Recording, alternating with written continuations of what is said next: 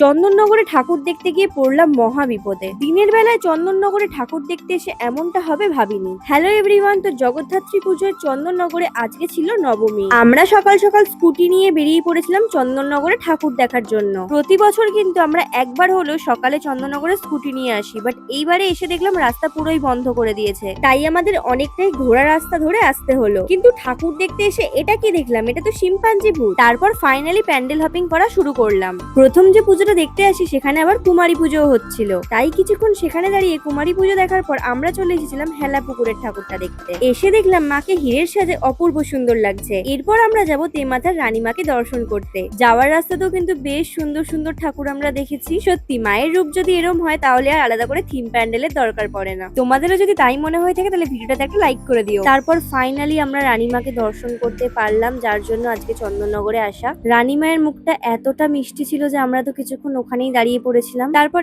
এখান থেকে বেরিয়ে আমাদের এই প্যান্ডেলটা চোখে পড়ে, যেটা কিনা অনেকটাই দুর্গাপুজোর সাউথ কলকাতার ত্রিধারার প্যান্ডেলটার মতনই ছিল। দুর্গাপুজোর সাউথ কলকাতা গেলেও ত্রিধারা কিন্তু এই বছর মিস হয়ে গেছিল, তাই এই প্যান্ডেলটা দেখে কিন্তু সেটা ফুলফিল করে নিলাম। তারপর কার্নিভালের লাইটিং দেখতে দেখতে আমরা চলে আসলাম এই প্যান্ডেলটাতে। আর এইখানেও মাকে এত সুন্দর লাগছিল দেখতে যে কি বলবো। এতক্ষণ পর্যন্ত তো সব ঠিকঠাকই ছিল, কিন্তু তারপরে শুরু হলো আসল সমস্যা। প্রথমত জ্যাম, আর দ্বিতীয়ত হলো এই রোদের মধ্যেও বৃষ্টি। আজকে যদিও কোনো মেকআপ করিনি, কিন্তু কাজল পরেছিলাম, আর সেটাতেই দেখো কিরকম ভূত লাগছে আমাকে। কিন্তু কিছু করার ছিল না, বৃষ্টির মধ্যে আবার বেরিয়ে পড়তে হলো, কারণ বৃষ্টি থামছিল না। আর বেজে গেছিল দুপুর 3টে, আর আমরা তখনও পর্যন্ত কিচ্ছু খাইনি।